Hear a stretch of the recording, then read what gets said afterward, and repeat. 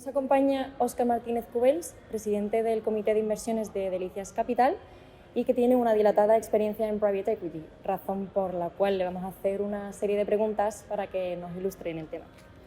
Entonces, Óscar, ¿nos podrías decir cuáles son las claves de éxito de una gestora?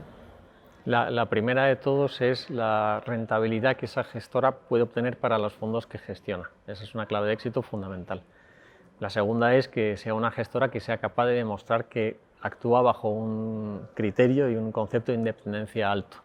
Y el tercero que diferencia a una gestora es cuál es la política de inversión que ha elegido hacer.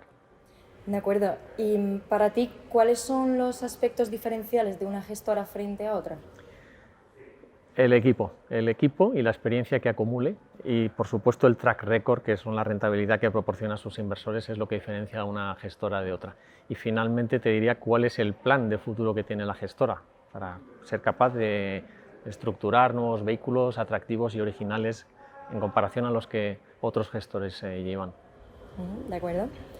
Y desde la perspectiva del inversor, ¿qué factores son o deberían ser determinantes para confiar en una gestora concreta?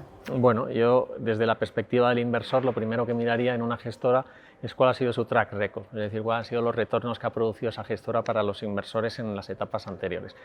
Eso no es suficiente y hay que mirar cuál es el plan concreto actual que ofrece esa gestora para alcanzar esas inversiones, que sea capaz de originar, que sea capaz de gestionar ese portafolio de cartera, que es un mundo complejo, y que sea capaz de estructurar operaciones de desinversión para dar liquidez a los inversores.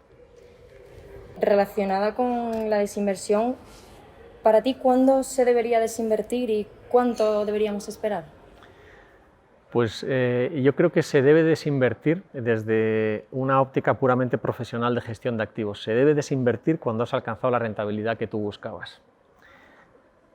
Y también se debe desinvertir si percibes que hay un riesgo de que esa rentabilidad que tú buscabas no la vas a obtener, también debes desinvertir. Y yo creo que estas son el resultado de un análisis continuado y de una perspectiva de cuál es el valor y la rentabilidad que tienes en tus inversiones en cada momento. Y también relacionado con esta pregunta, hay una afirmación con la que no sé si estás de acuerdo, pero dicen que lo que más difícil resulta a un empresario o a una gestora que ha invertido en una compañía es precisamente aceptar la pérdida y lo desacertado de la inversión. ¿Ha participado por casualidad en alguna inversión en la que precisamente por no aceptar la pérdida a tiempo ha incrementado su importe? Yo la verdad es que no estoy de acuerdo con la afirmación, porque precisamente el papel de un gestor profesional, de una gestora profesional, es maximizar el retorno, pero también minimizar las pérdidas. Entonces, en un proceso muy profesionalizado y técnico de evaluación continua de los riesgos, el punto de stop, el punto de parada es donde está la pérdida mínima. Es decir, no vas a plantearte el continuar para acumular una pérdida, es un análisis en continuo. Y lo que sí he visto, en cambio, ha sido vendedores o propietarios de activos que han tenido ofertas para desinvertir de esos activos, que no las han tomado y tiempo más tarde han tenido dificultades en la empresa o han hecho esas transacciones a un precio de la mitad o inferior. Lo contrario.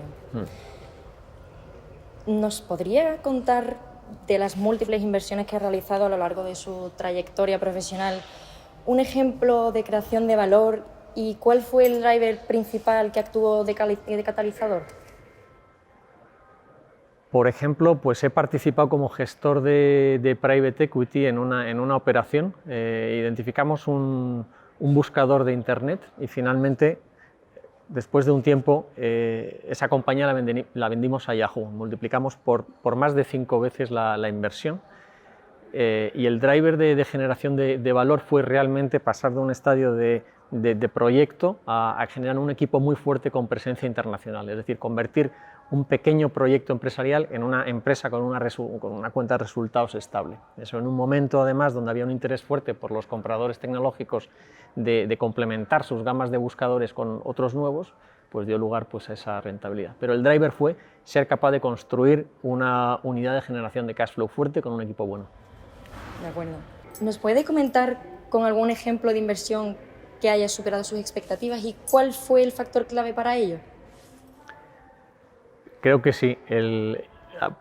Fue una inversión aquí en Andalucía y superar las expectativas de retorno que tuvimos. Estuvimos haciendo la gestión de esa inversión en el ámbito de la distribución alimentaria. Y el proyecto era básicamente hacer una concentración del sector. Fue ejecutado el plan correctamente, pero luego el retorno fue superior a las expectativas. ¿Por qué?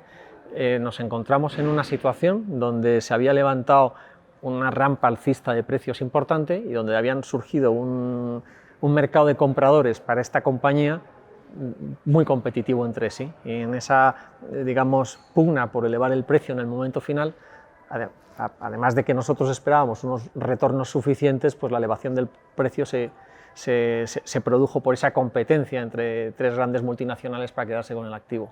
Fue superior a nuestras expectativas, sin ninguna duda, y no fue algo que generó el equipo gestor de la inversión, sino que vino por circunstancias del mercado. Pero antes sí ha nombrado la importancia del equipo directivo de una compañía para crear valor. ¿Cuál sería la posición clave de este equipo? Un equipo directivo va a depender, en mi opinión, es una opinión porque que se basa en función del tamaño de la empresa. El gestor clave en una pyme pequeña es el CEO, pero en una pyme mediana, en una pyme grande, pasa a tener la importancia más en el sistema de gestión que en el propio puesto. Es decir, que el cómo está organizado el comité de dirección, el comité ejecutivo, cómo se relacionan entre sí. Es decir, que la importancia no es de la fórmula de una persona concreta, sino de la fórmula de gestión de la propia compañía, ¿no? Y eso es una cuestión orgánica de los órganos que tiene la compañía en su gestión, pero también es una fórmula de rutinas en el proceso de toma de decisiones de la compañía que tiene que ver alrededor de todo el sistema de recursos humanos. De acuerdo. Pues nada, Óscar, muchísimas gracias por tu tiempo y esperamos que a vosotros pues, os haya gustado la entrevista. Muchas gracias. Un placer. Hasta la próxima.